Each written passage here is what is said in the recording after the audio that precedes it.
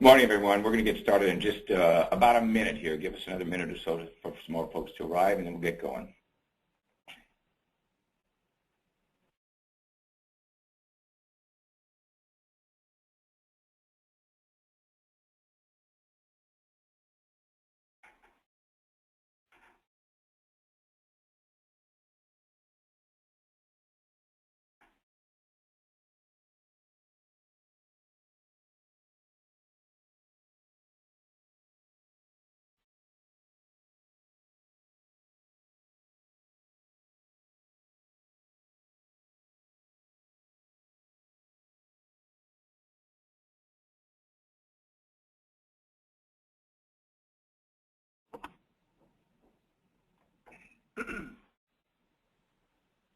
Good morning, everyone. My name is Don Pearson. I serve as the Chief Strategy Officer with Inductive Automation Software, and I'll be moderating and serving as the host for today's webinar. I'd like to thank all of you for attending.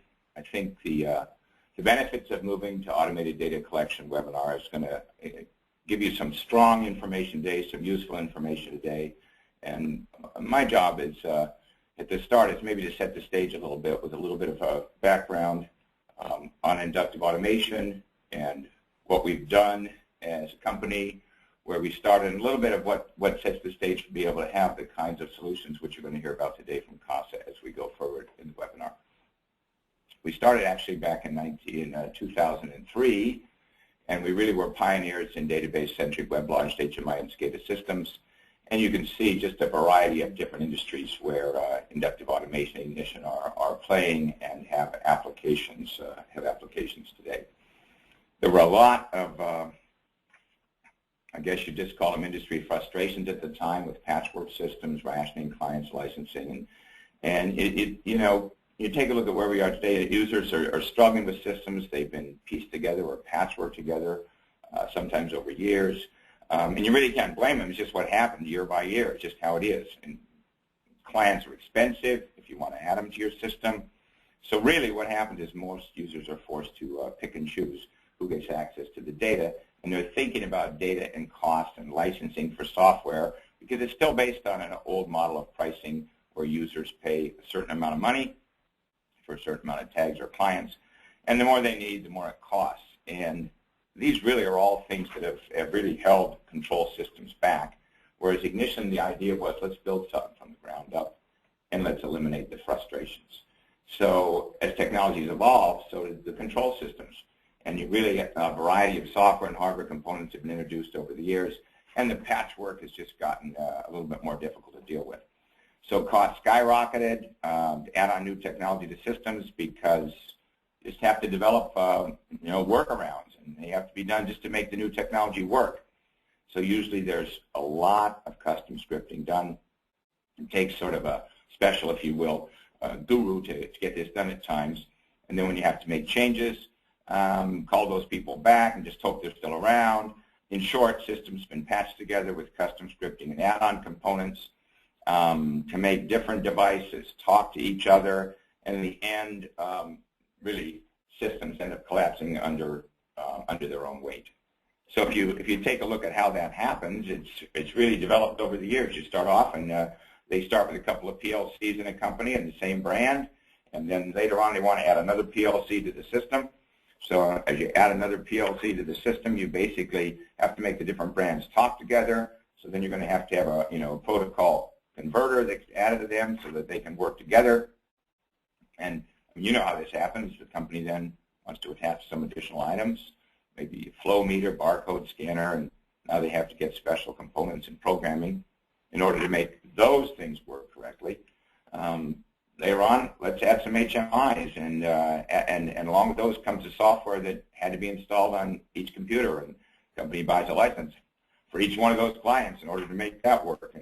And then the historian software and ERP software gets added to the mix, and the dollar signs just start adding up as you do this, and not to mention the cost of development software, and that's to make the changes to the HMIs and OITs, and then you add on top of that a web-based technology came around, and it was just patched into the system, pretty much like everything else was. And cost of the company, more money, implement to get it done takes more time.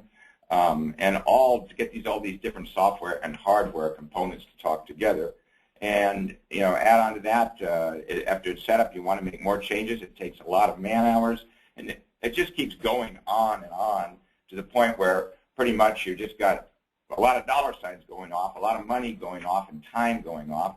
Then the software company comes out with some upgrades, and they have to make sure the system's upgraded so it can be maintained, and that has to be done on every machine, and other parts of the system also be upgraded. I mean, you sort of got the picture. It just goes on and on and on. So really, I think if you take a look at what we've looked at with inductive automation, is we said, what do we have to do to get rid of all this upgrading and cost and licensing and the whole model evolving like that, and draw a new picture. So what if the software could be rebuilt from the ground up, actually designed for where technology is today rather than just trying to make today's technology fit yesterday's integration model? What if everything could be done with one piece of software, and that software allowed your system to actually grow as technology grows in the future? And what if the software was based on open standards, making everything that could actually connect to each other easily, and really sort of take it from the ground up as Steve Heckman, our founder, did, and said, what would I want as an integrator to really be effective at serving my customers, and how should it be? And that's really was the foundation for the mission of inductive automation, and the foundation for the architecture of Ignition. So really, you can install Ignition. It's one piece of software. You install it on a server in one place. Now the server can be anything from a standard PC computer to an actual server. You can use any operating system for that server and for any client computer you're accessing with it. It's very much like your office internet. Clients are web launched via the network from that central server where Ignition is installed. The software was designed at the core with a web-based architecture.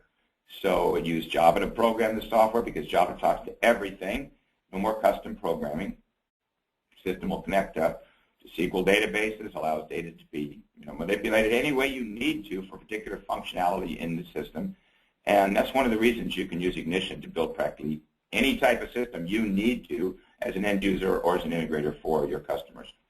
On top of all that, every server license for Ignition includes free, unlimited tags, clients. You don't pay according to how many you need. You pay, one flat price. So basically, you look at a standard architecture. Instead of adding a web-based technology as an afterthought, it's right in the middle of everything. It's the central point for connectivity for every piece of hardware and software in the system. And just as an aside, it does work alongside any pre-existing software on the network that you're already working with. This picture is pretty standard in how plants set up Ignition. And it's only one of a variety. You've got a lot of potential architectures due to its modular nature of Ignition, but this is just kind of the most common. You've got the Ignition gateway that sits in the middle as server software, communicating with both SQL databases, also with industrial devices like PLCs through the OPC. And then you have our ever popular web-launched, the web-launched clients. They're not just web pages. These are fully featured, zero config, zero install applications that are launched from a web page, and you're going to see this in action. So as you look at that and you say, you can also then take a look and add on a quality control database or a ERP database and multiple databases. That's where you can begin to connect up different departments. You can get to finance, quality control, even that back-end ERP system for HR. It's really flexible to build the system around the plant's particular needs. So if you think about what it can do, real-time status control, historical logging, transaction, high-performance trending tables, PDF reports, statistical process control charting, KPI monitoring, alerting, free OPC UA server, a whole bunch more. So really, what I was trying to do was just take maybe 10, 15 minutes and share some of the excitement and the foundation as far as what the logic was in building Ignition and what it can do for you and your customers and the systems you're trying to build. And if you have any questions as you have on that, we'd certainly get into them in the Q&A. But really what I want to do now is just take a moment and really turn it over to Heath and Garrett from CASA Controls and move into the the demo and presentation for today's webinar. Brief introduction. Heath Roker is a project manager for CASA Controls. He'll tell you a little bit more about CASA. He's in charge of working with clients to figure out what they want to accomplish and putting together projects and help achieve those goals. Garrick Reiger, he's the senior control engineer. And Garrick works on getting the technical aspects of projects set up and implemented for customers. And a little bit, you'll hear how Garrick worked on the nuts, the nuts and bolts of a customer's project to get it working how the customer wanted it to. We really appreciate Heath, you, and Garrick taking time to join us today.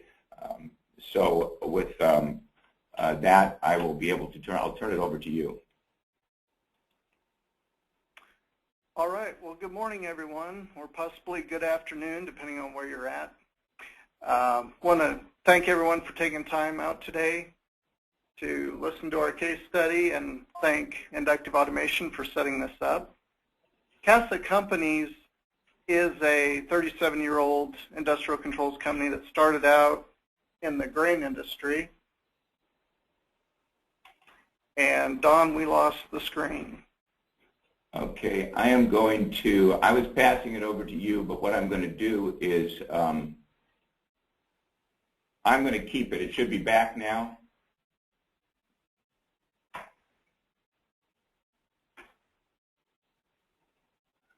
Okay.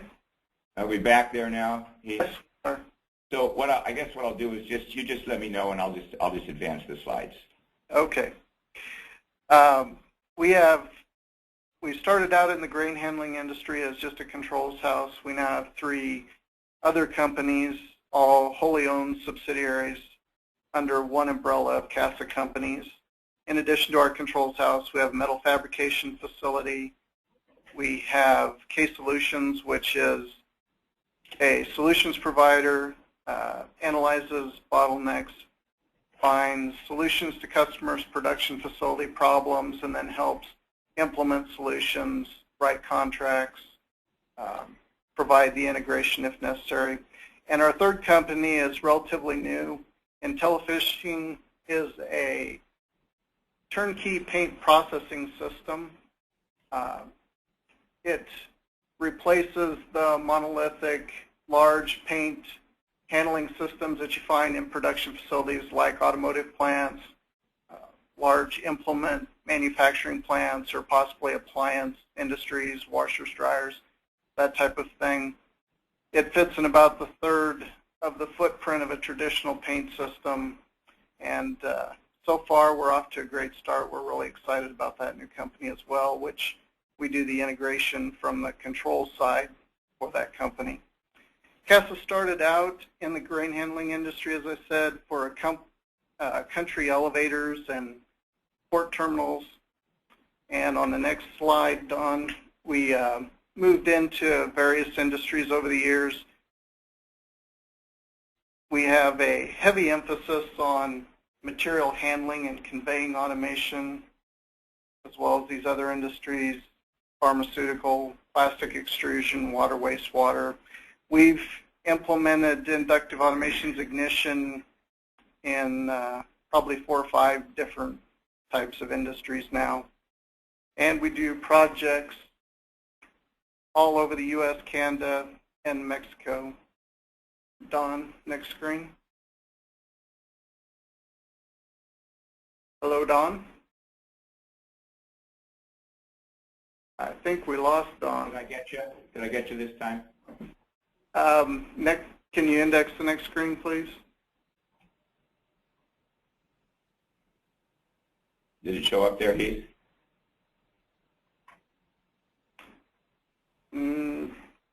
We are still on the company structure for CASA screen, Don. Okay. Yeah. All right, let me do it again. I did do it.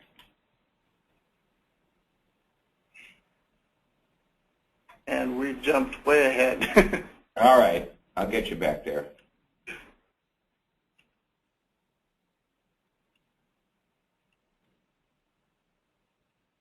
So I'm on CASA Controls current status. Is that correct, Heath? Yeah, just jump back one real quick. One more right there? Yeah. All right, that was the industry serve that we work in. Okay, next slide. We currently employ about 30 engineers that do panel design, build, startup, and shop personnel for our panel production. We are an ISO 9000 2008 certified company with a large UL 508A panel shop. And CASA is an inductive automation premier integrator. We work with all the major brands of automation hardware, PLCs, drives, HMI softwares. On the next screen, Don. And this made for an excellent fit for a client in the food production distribution industry. Our case study is on this project and where they needed, to coin their phrase, a middleware integrator. They had islands of automation on the floor, various PLCs, sensors with no connectivity to the upper level plant ERP systems. And CASA, with our abilities, was able to provide all of that for them. This project required extensive plant floor data collection and visualization, not so much supervisory control as on the SCADA side, mostly just data collection and the ability to see that information. They have multiple plants, some in different states, and various people in the plant, from production supervisors, maintenance supervisors, quality assurance personnel, all needed to see different information. And previous to the project, that was all done manually. People would have to go to the plant floor, record the data for production line counts, temperatures, and then go back to their office and transfer that to another system. There was little or no connectivity. So the first phase of our project was to come in and integrate software. To do that, the customer wanted to use another HMI software, but when it came down to implementing initially 5 plants and what the cost was going to be for all of the licensing for the servers and the runtime clients, it quickly became cost prohibitive to add the hardware to collect the data from the floor and then the cost of the software to implement it. We introduced them to Inductive Automation's Ignition and gave them a proposal for it. The decision was relatively immediate. We were green-lighted to do the project. We set up servers in the 5 production facilities in a hub and spoke arrangement, and 1 server at the main corporate office that would collect all of the data from the other facilities and back it up. Part of the requirement was for redundancy, so initially we had set up 5 redundant servers, and that licensing was then later split out. They decided that the availability of the hub and spoke arrangement and the server at the main office backing up all the data, they were able to use the redundant licenses as standalone license to implement even more plants. So it proved very cost effective for them. Ignition was chosen for the project due to its unlimited clients and tags, the powerful database connectivity, which allowed us to connect to many different devices on the plant floor and pass information from the database to the plant's databases.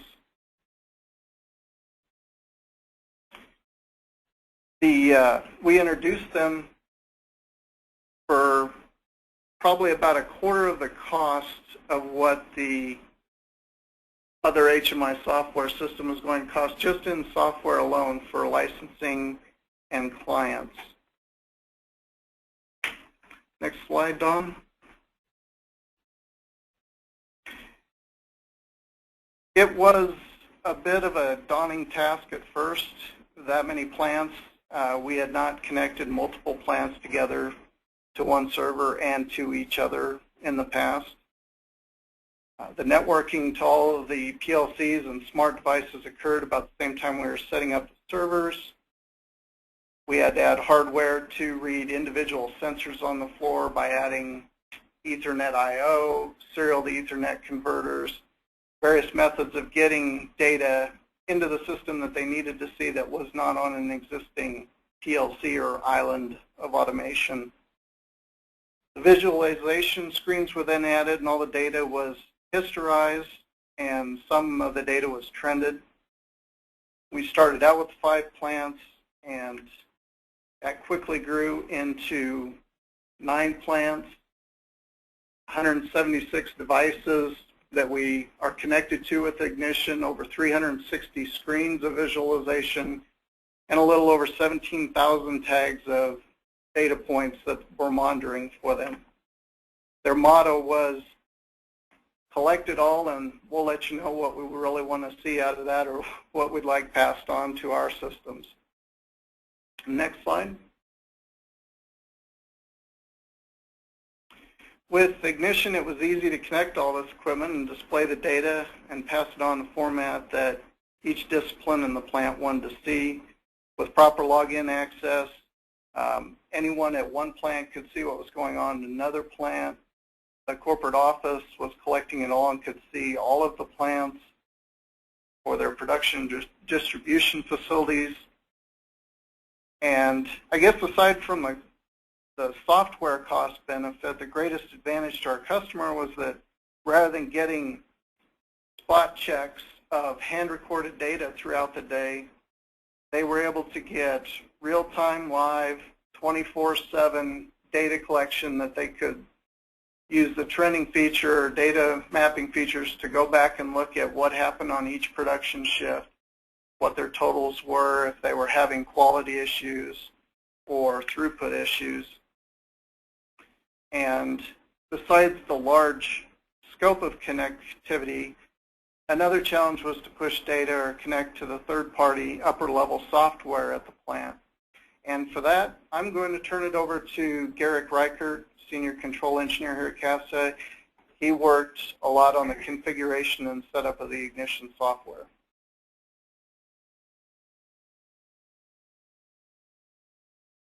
As Heath said, they wanted to use Ignition for all the reasons. They also liked the ability to be able to connect to various databases, which afforded them the ability to connect to this vertical software. Other companies had tried to implement this and none had succeeded. But we came in and used Ignition with its database backbone to make the connections to directly write to the database that would allow this vertical software, which the USDA, FDA uses for quality control, tags could be directly written.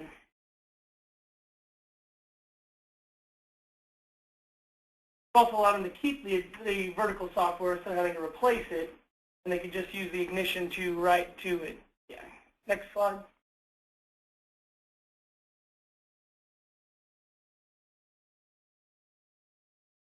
I kind of covered the previous, but it was a seamless integration, gave the writes and reads back and forth directly from Ignition to the other software, so made it for a quick, easy, behind-the-scenes implementation connectivity. Go to the next one.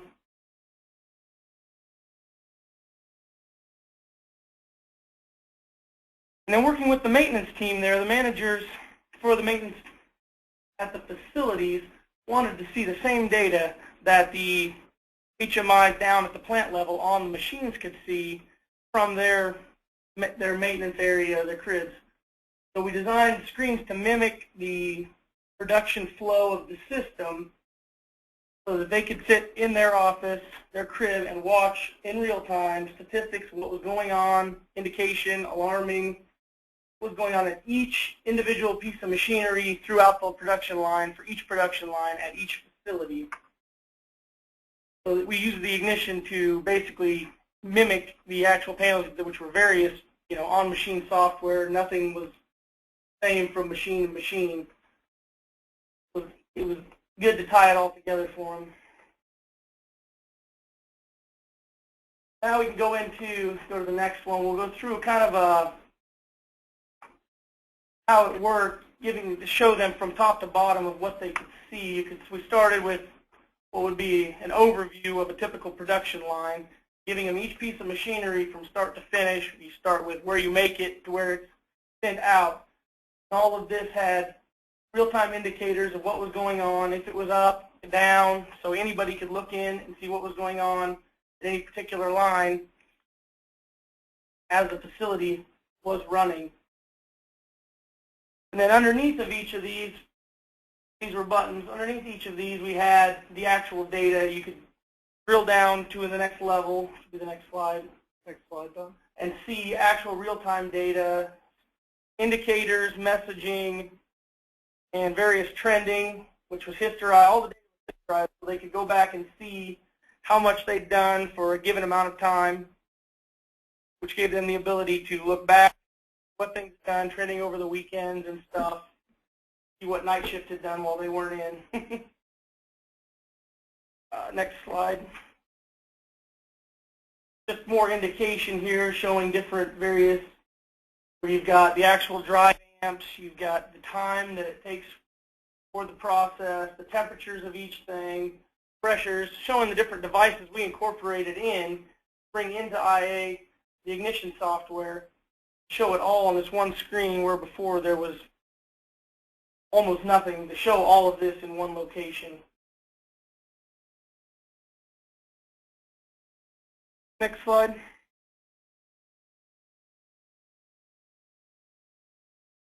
This one was more of a mimic to an HMI that just showed lots of status on the machine for a single piece of machinery that was previously not tied into anything, so they could check in on it to make sure that everything was running, no faults, no e-stops, just lots of status and indication. Next slide. They weighed all their product here and kept track of rejects and everything. All for quality assurance here, so they could track the weight of the product to make sure it wasn't dipping below a certain amount for quality. And as well as doing the production flow and mimicking everything on the production line, we also implemented mimic the HMI for all of their facilities and utilities stuff. Lots of power monitoring, go to the next slide, and various other external devices that are used but not necessarily monitored from a production level. So you give them the ability to actually see what their power stations are doing there in the plant there at the MCCs and everything. So they can watch this and make sure that nothing was getting out of hand or using any more power than needed. Also, we implemented they implemented the water meters into this, the next slide, trying to see how much water each facility was using and also trend that data to see what the flow was coming in and out. There was also a lot of they had an engine room with lots of large engines in it. Next slide, you can see all, or I guess the tanks. You see all their tanks for water and different chemicals coming in and out of the facility, and all tracked in differing units, basically the mercury, PSI, everything all drawn onto one screen and visually represented for them.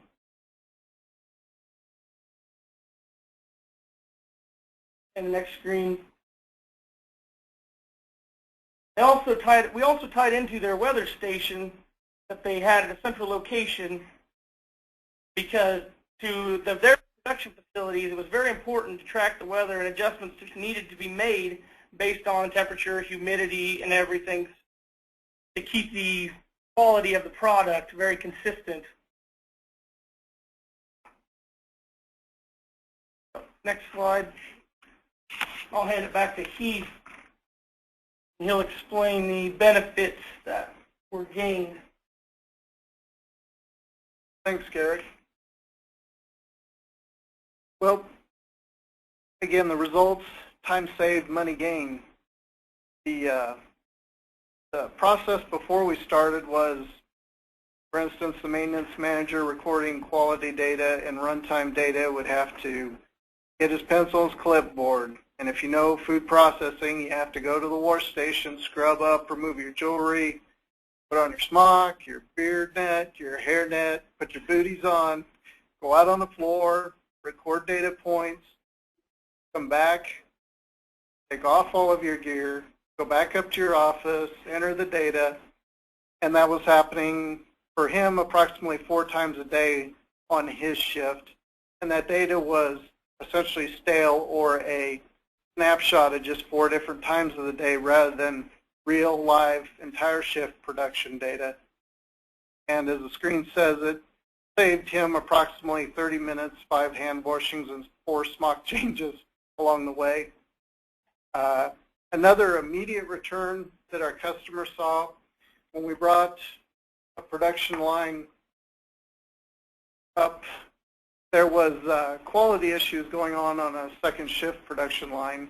They were losing quality of product. They had shrinkage, and they couldn't determine what was going on. After a 24-hour trend of the production line, it was really obvious that second shift was speeding up the line and increasing the heat rather than running it at the speed and heat that the first shift was. So an immediate quality fix was quickly determined after 1 day of production, which had been costing them quite a bit.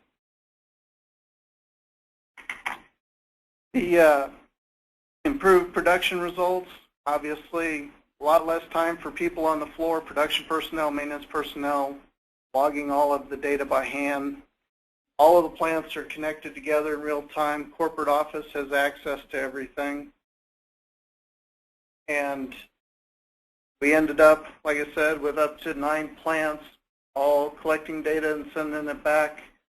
And it's been a very successful implementation for our end user.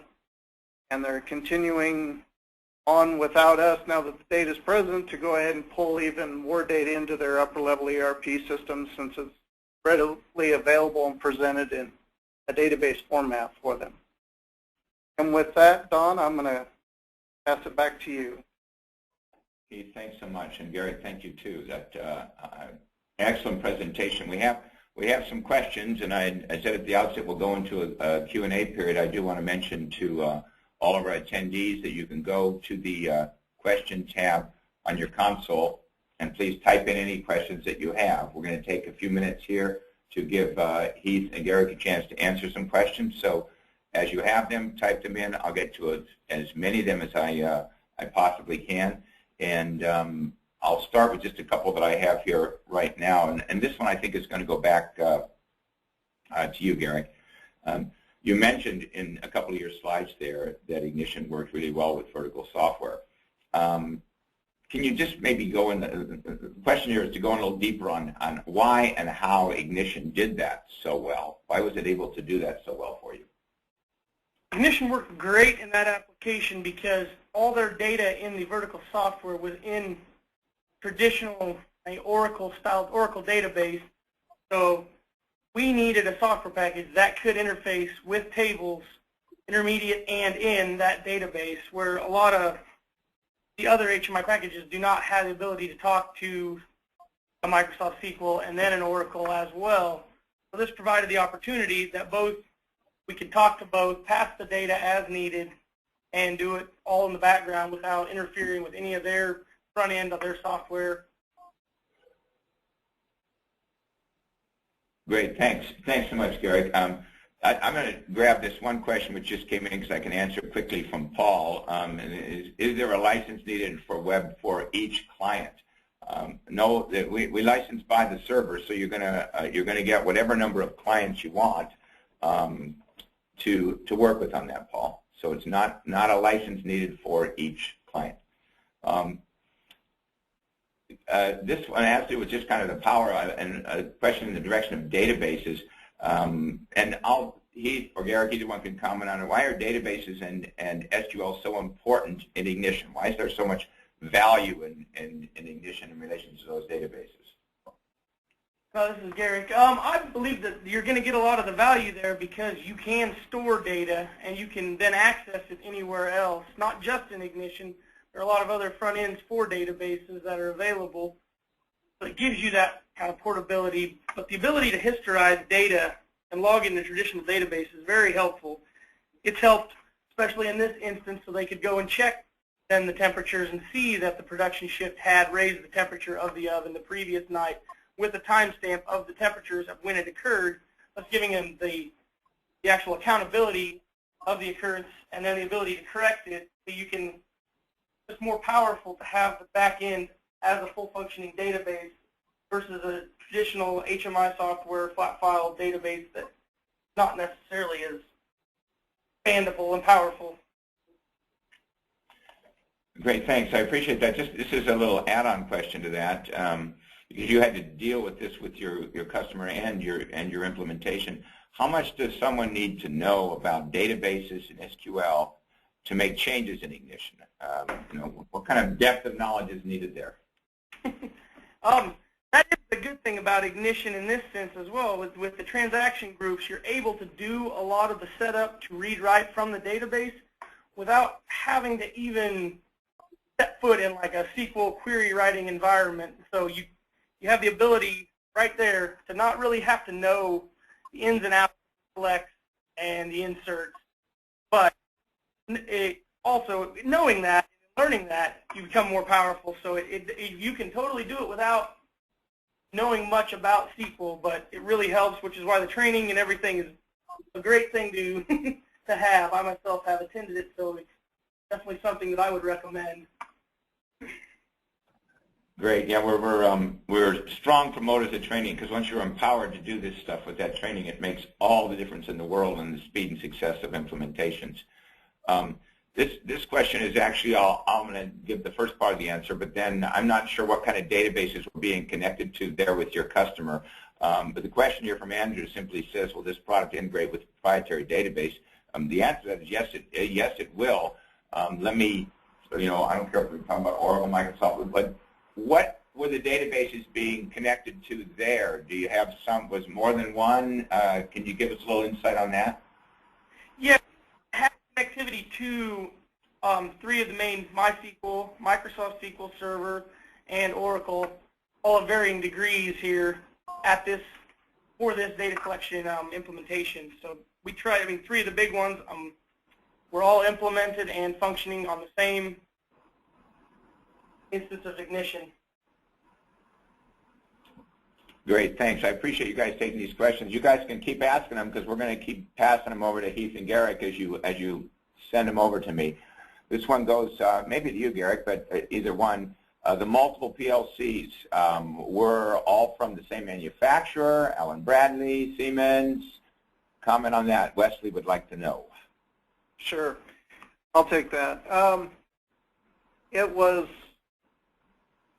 a large degree of Allen Bradley, but the various families. We had MicroLogix, Slicks, 5, Control Logix, Compact Logix, just about every family imaginable.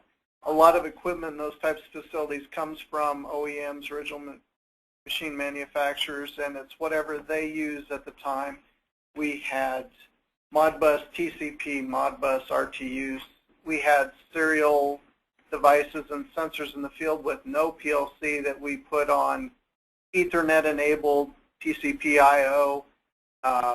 We used some serial to Ethernet interfaces. Whatever it took to get information onto a backbone network, plant floor data collection network. Great, Garrick. Maybe you or Heath can comment also and talk a little bit more about how Ignition connects with PLCs. How easy it is to do, how difficult it is to do. You had a whole variety there. How did it work when you're trying to connect with a variety of PLCs? It worked well.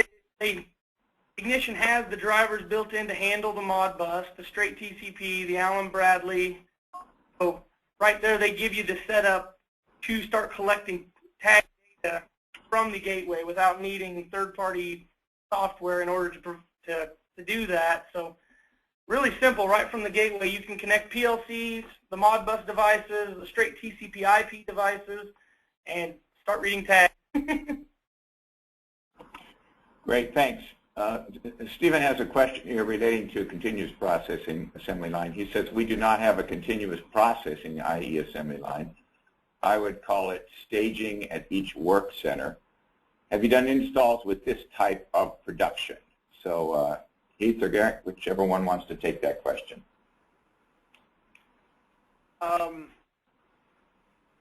Not sure how that, I would say no, except that the data collection really wouldn't be that much different.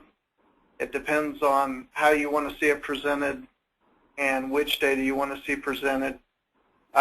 We've implemented on a lot of different types of applications. This was a food plant. We've done baggage handling systems for airports. We've done animal livestock feed yard batching systems.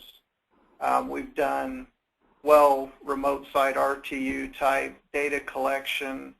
We've used it in various degrees, so I would say it wouldn't be an issue to do that, to log data from staging areas. Great, thanks. So another question from Stephen says, when we say HMI, are we saying these interfaces capable of controlling machine functions, replacement of current HMIs running the machines? How, a little more understanding of the HMI and what it's capable of with this implementation. Sure. On this implementation, I kind of hit on that at the beginning. Rather than a traditional SCADA, supervisory control and data acquisition, this was pretty much pure data acquisition and visualization. So this was all about what's going on the plant floor. Let me see it, and let's get it into our other upper-level softwares, quality assurance softwares. Whereas other implementations we've done, it is full-blown data control, supervisory control. It can replace any hard terminal type HMI panels. You have the full graphics and control capability, and with it being web-based, you can do it from home. You can do it from anywhere with an internet connection as long as you got security firewall to the automation system. So it is a fully enabled HMI and data collection system.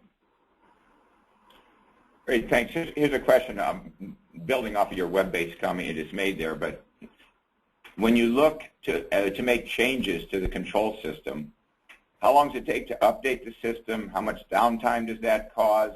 What's the ease or difficulty when you're changing or adjusting? It's very simple. Being as it's web-based and server-based, you make a change in your designer, and literally with Ignition, when you save it, it can either be auto-pushed or updated as the client deems when the operator updates it, so you can either auto-push or not interfere with production if they need the HMI to run. But there's no walking around to each terminal and doing an upgrade. We're spending a lot of time walking around correcting it at each one. It's one download, basically. Yeah, I guess I would add that on this particular case study we were just talking about, there was a good portion of that development that was done on the fly from our office to the servers in the plants at the facilities. So the implementation was very flexible. Great, thanks. A build-on question to that. You're dealing with, and I'm really pleased to have you guys with the breadth of integrator knowledge and projects you have on you. So this is sort of a broader question. Under what circumstances would you recommend web-based software?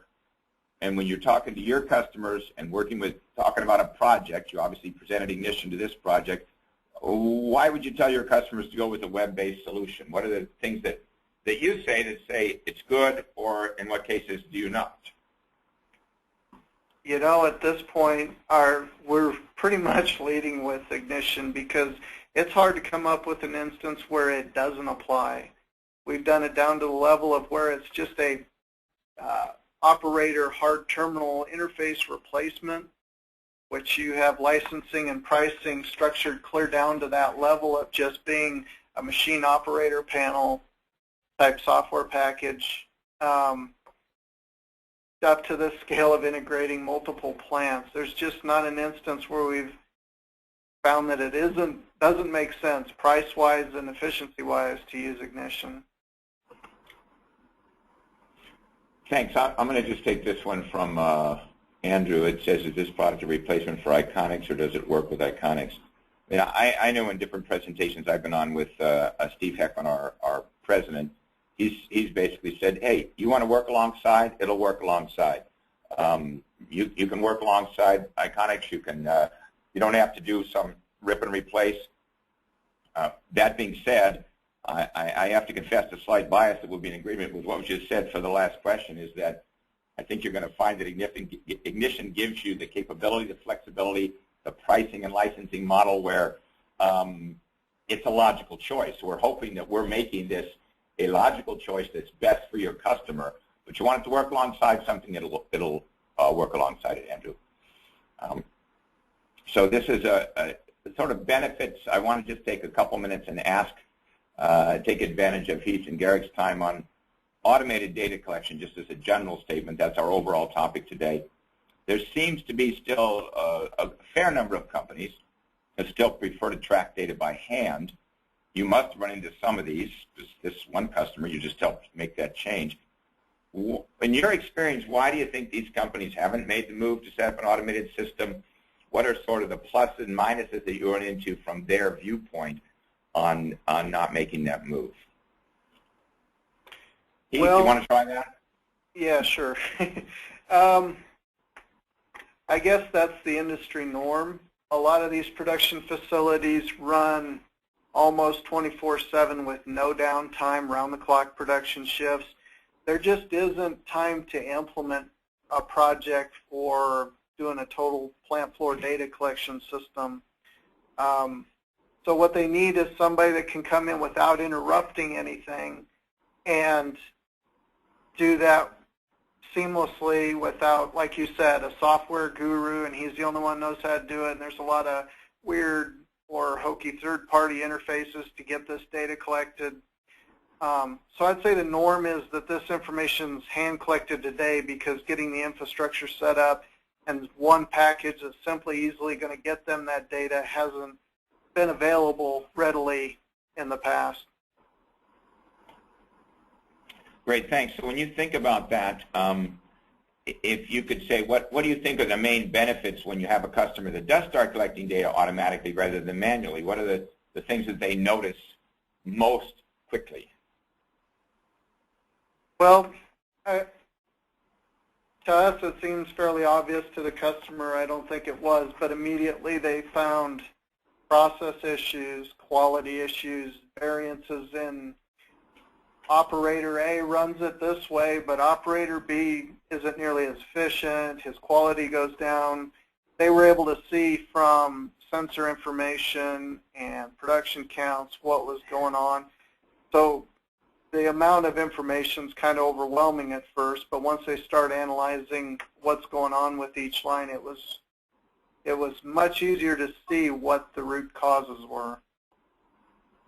Okay. I'm just curious about this. Was there anything in this project, as you talked about it and went through the implementation with your customer, anything that stood out that surprised your customer the most as you were implementing the system that was, that maybe they didn't expect it, it was a big plus, or anything that stood out that surprised them the most? Well, I guess the volume and availability of all the information. Like I said, their motto was collect it all and we'll decide what we want to use later, and they're still implementing different parts of that information that's been presented to them for their IT department to grab and use in various ways. Probably the bang for the buck compared to another vendor software was probably the biggest issue or the biggest surprise to them, and that it was able to perform way more than that was. Great, thanks. A couple last questions and we'll wrap up here, but I would say it says, are there, this is from Paul, are there separate licenses for developers and line folks? No, I don't think they're, just so you know, and I have a slide up here with Jim Meisler, Vanessa Garcia, Myron Hertling, Shane Miller on there, as well as Heath and Garrick, if you want more information or a deeper dive. But you're talking about having a license that allows the developers to work fine on it. I mean, you're not going to have I don't think you're going to have any difficulty being able to get that kind of flexibility you want from the overall license. We have different levels of licensing depending on how much you want to do. We're trying to scale for size of projects and what your goal is with that customer. You also, Wesley asked, what is the recommended client license for each server ratio? I mean, you're licensed by the server, so you're going to use whatever number of clients you want to. We really haven't had anything from our customers where there's been a problem in terms of number of clients. You guys at, Heath and Garrett, you mentioned on one slide, I don't have it up, but you had a fair number of clients you were using and 17,000 data points, right? I mean, can you yes. the number of clients again?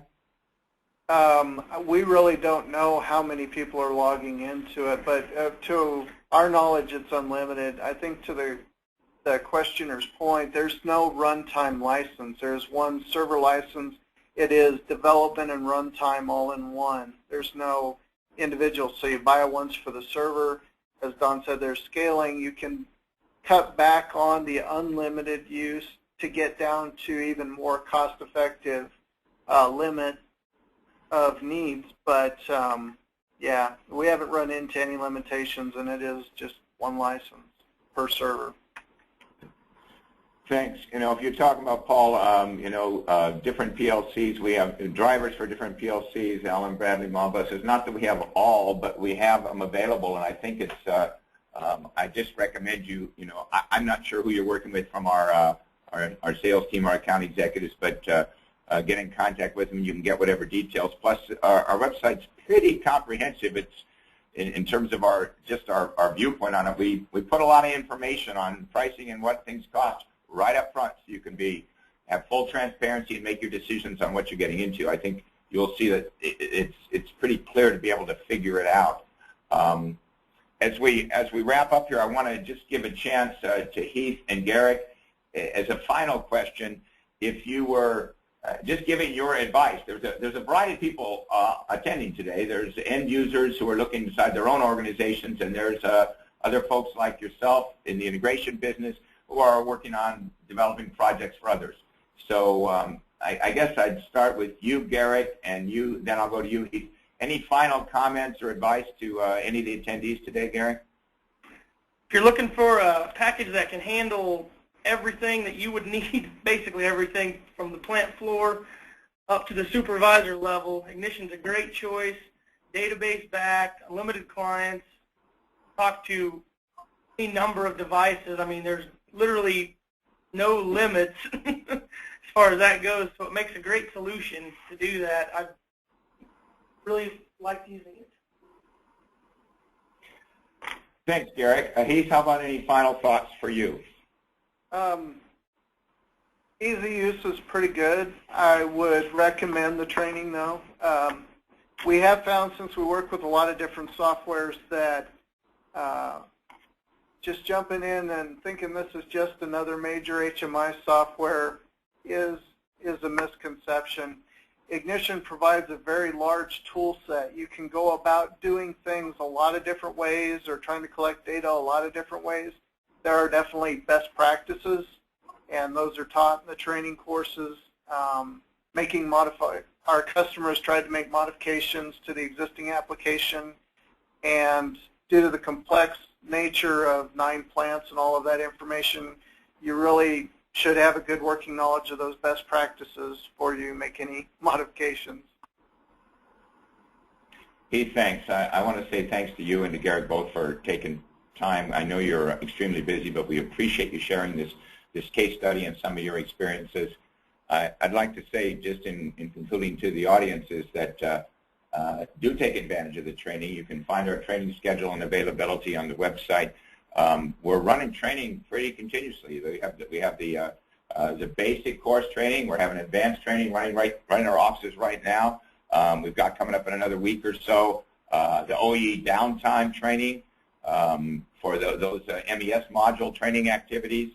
So really, talk to, and I would also recommend, if you haven't seen it, we have 7.3 coming out, and it's going to be, I'm going to go bold on this webinar and say within a week. It certainly is plus or minus a couple days on that. You should call Jim, Vanessa, Myron, Shane, and get a get a demo of 7.3. You're going to want to see it.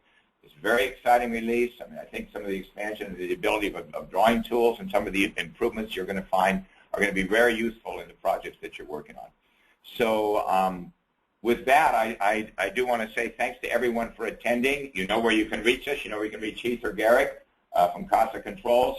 And you can call us for any kind of consultation or further questions. Thanks very much for your participation. And have a great afternoon. We are concluded.